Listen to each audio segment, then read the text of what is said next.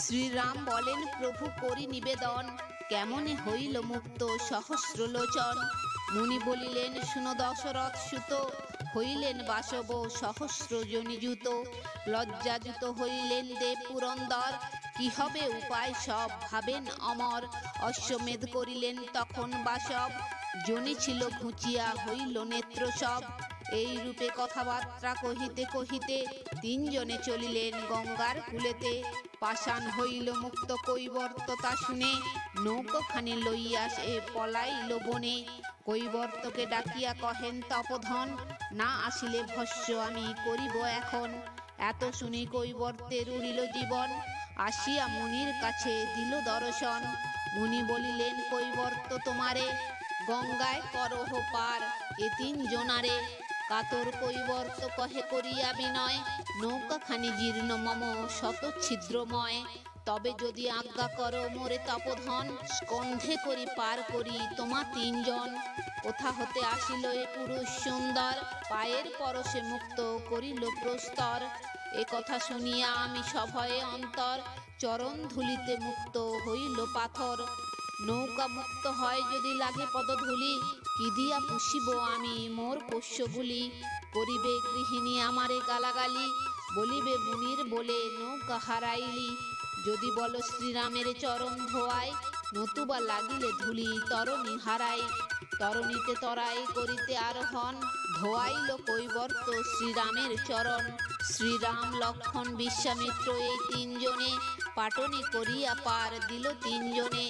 শ্রীরাম বলেন, শুনো প্রাণের লক্ষণ, ইহার সমান নাহি দেখি অকিঞ্চন। শুভ দৃষ্টে শ্রীরাম চাহেন তার পানে, হইল সুবর্ণময়ী তরণী তৎক্ষণে। হইলেন গঙ্গা পার শ্রীরাম লক্ষণ, কত দূরে মিথিলা জিজ্ঞাসেন তখন। মুনি বলিলেন, রাম চলহ সত্তর, এখনো মিথিলা আছে তিন ক্রোশান্তর। পার হয়ে যান রাম সহিত লক্ষণ, কহিতে লাগিল দেখি মুনি পত্নীগণ। দ্বাদশ বর্ষের রাম শিরে পঞ্চঝুটি, মারিবেন রাক্ষস কেমনে 3 কোটি। এক ভাগ্যবতী পুত্র ধরিয়াছে গর্ভে, কত শত পুণ্য সেজে করিয়াছে পূর্বে। মুনিগণ আসিলেন করিতে কল্যাণ, আশিস করেন সবে হাতে দুর্বাধান। শ্রীরামের নিরখিয়া যত মুনিগণ, আনন্দ সাগরে মগ্ন যত তপোধন। সেদিন বঞ্চিয়া সুখে শ্রীরাম লক্ষণ, প্রাতকালে মুনিরে করেন নিবেদন।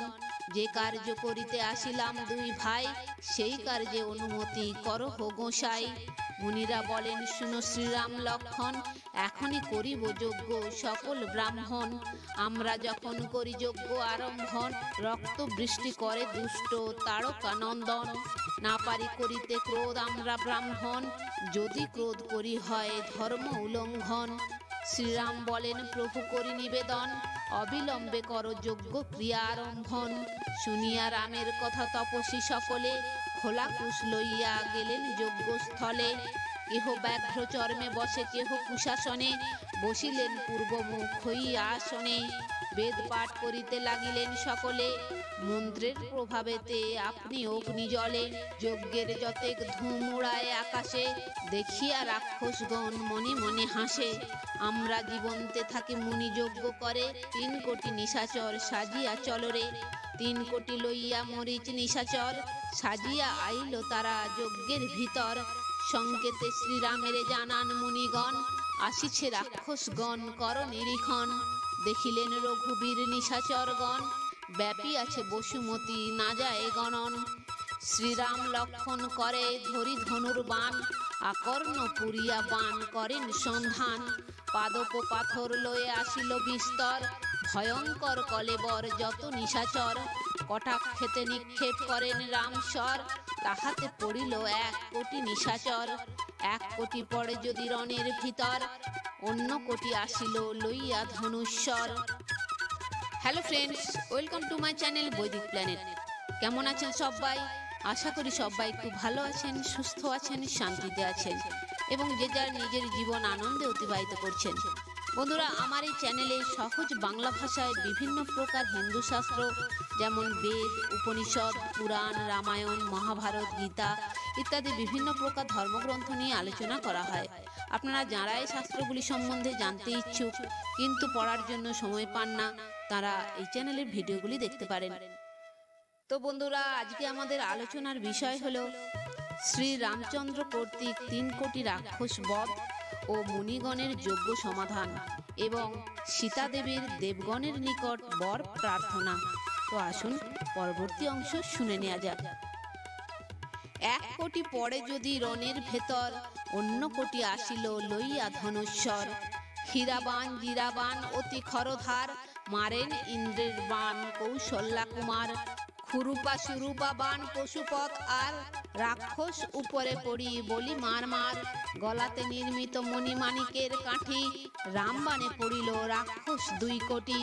শ্রীরামের আশীর্বাদ করে মুনিগণ সবে বলে জয়ী হোক শ্রীরাম লক্ষণ, ব্রাহ্মণের আশিসে না হয় হেন নাই মার মার করিয়া যুঝেন 2 ভাই, বরুণাস্ত্র পাশ বায়ুবান কালানল এড়িলেন বহু বাণ সমরে অটল, মারিলেন শ্রীরাম গন্ধর্ব নামেশ্বর, রামময় দেখিল সকল নিশাচর, আপনা আপনি সব কাটাকাটি করে সকল দেবতা দেখি হাসয়ে অন্তরে, শ্রীরাম করেন যুদ্ধ কাঁপাইয়া মাটি রামবাণে পড়িল রাক্ষস 3 কোটি।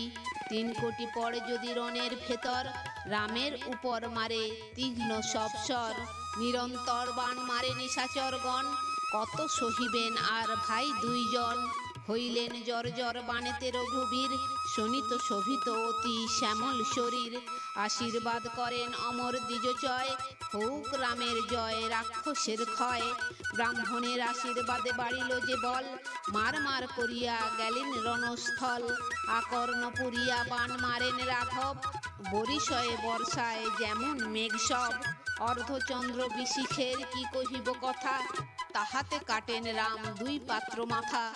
2 পাত্র পরে যদি রণের ভেতর মারিচ রুষিল তবে তারকা কোঙর, কোথা গেল রাম কোথা গেল বা লক্ষণ 3 কোটি রাক্ষস নারিল পঞ্জন, মারিচ সে মহাবীর কুপিয়া অন্তরে ঘন ঘন বাণ মারে রামের উপরে, মহাবীর রামচন্দ্র নাহন কাতর সর্বৃষ্টি করেন যেমন জলধর, মারিচের রক্ষা করে যত দেবগণ মারিচ মরিলে নহে সীতার হরণ, বজ্রবাণ বলি রাম করিল শরণ আসি আসে বজ্রবাণ দিল দর্শন, শ্রীরামের বজ্রবাণ বজ্র সে হুড়ুকে নির্ঘাত পড়িল দুষ্ট মরিচের বুকে, বুকে বাণ বাজিয়া নাটাই হেন ঘুরে ডানা ভাঙা পাখি যেন উড়ে ধীরে ধীরে, ভ্রমিতে ভ্রমিতে যায় মরিচ কাতর 7 দিন উত্তরিল লঙ্কার ভিতর, বহু জীব খাইয়া মারিচ লঙ্কাবাসী বিবেক সংসার ত্যাজি হইল সন্ন্যাসী, কহে যদি মরিতাম বালকের বাণে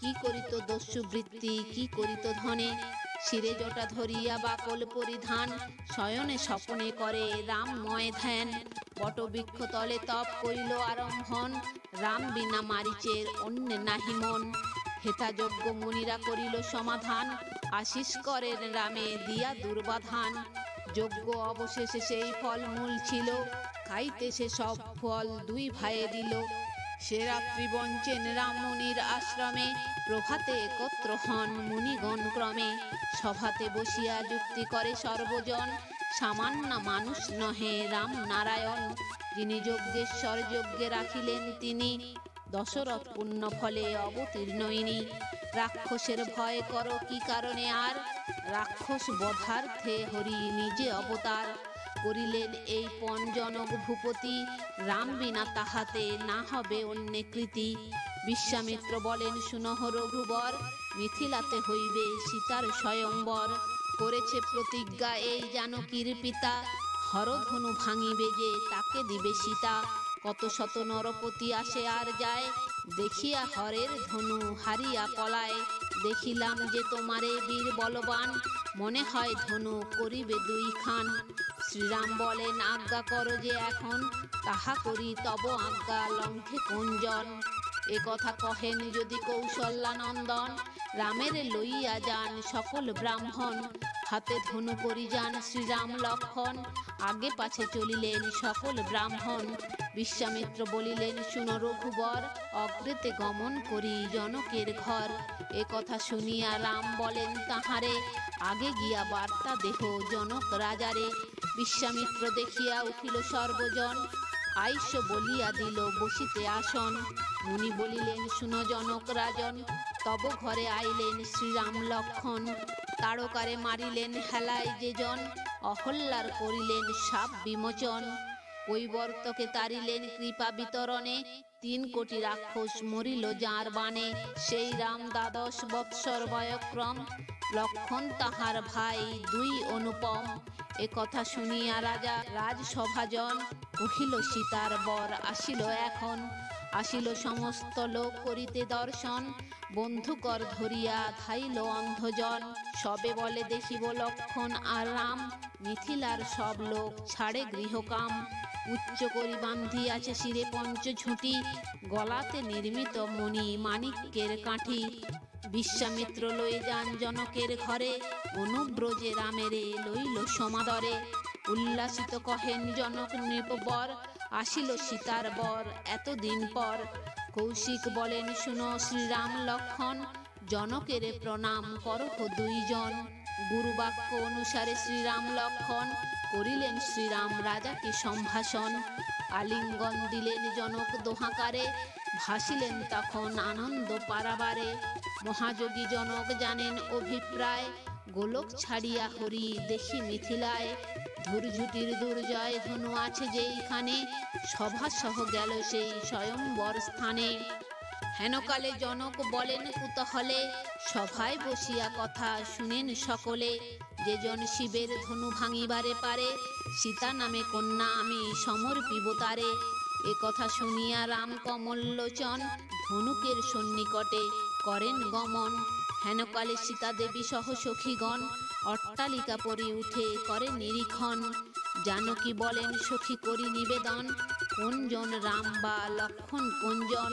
সীতারে দেখায় সখীগণ তুলি হাত, দুর্বাদল শ্যাম ওই রাম রঘুনাথ।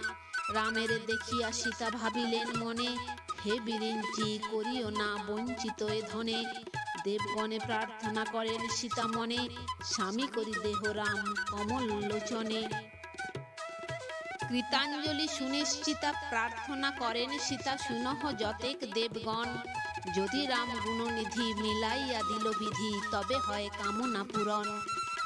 শুনো দেব হুতাসন আর শুনো গজানন, শুনহ আমার পরিহার। মহেন্দ্র বরুণ কাল শুনো সবে দিকপাল, মহাদেব করহ নিস্তার। কাত্যায়নী ভগবতী কর জোড়ে কর স্তুতি, পতিদেহ রাম গুণমণি। তুমি শিব তুমি দাতা সকল দেবের মাতা, বেদ মাতা হরের ঘরণী। চণ্ডমুণ্ড আদি যত বধিলা, সে কত কত দেবগণে করিলা নিস্তার। শ্রীরামের প্রতি দেহ ঘুচাও মনের মোহ, রাম বিনা গতি নাহি আর। কমঠ কঠোর ধনু শ্রীরাম কোমল তনু, কেমনে তুলিবে সরাসন। কত শত বীরগণে না পারিল উত্তোলনে, দারুণ পিতার এই পণ। সীতার এমন মন বুঝিলেন দেবগণ, আকাশে হইল দৈববাণী। শুনগো জনক সুতা, না হইও দুঃখ জুতা, স্বামী তব রাম রঘুমণি। ফুলের ধনুক প্রায় হেলায় তুলিয়া, তাই ভাঙিবেন কৌশল্যানন্দন। দেবতাগণের কথা কবু না হইবে বৃথা, এই কৃত্তিবাসের বচন। তো বন্ধুরা, আজ এই পর্যন্তই। ভিডিওটি যদি ভালো লেগে থাকে তাহলে লাইক কমেন্ট শেয়ার করে আপনার প্রিয় মানুষদেরও দেখার সুযোগ করে দেবেন, এবং এই ধরনের ভিডিও আরও দেখার জন্য চ্যানেলটি সাবস্ক্রাইব করে পাশে থাকা বেল আইকনটি প্রেস করে দেবেন পরবর্তী ভিডিও নোটিফিকেশন পাওয়ার জন্য। সবাই ভালো থাকবেন, সুস্থ থাকবেন, আনন্দে থাকবেন।